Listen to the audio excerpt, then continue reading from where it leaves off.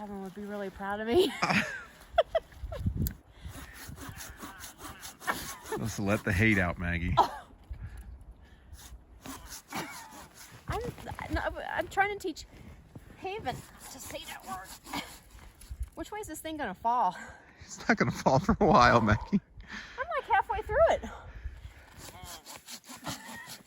Oh yeah. All right, Kevin's taught me that you get it this far and then you can push it. But he's not here to advise me. Wow!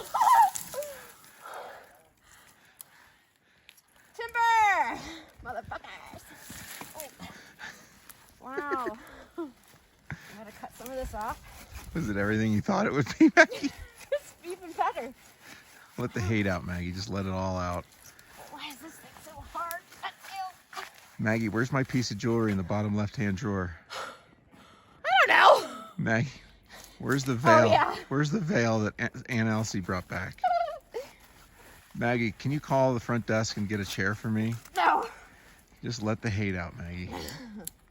Hey, I'm gonna take. It'd be great for like.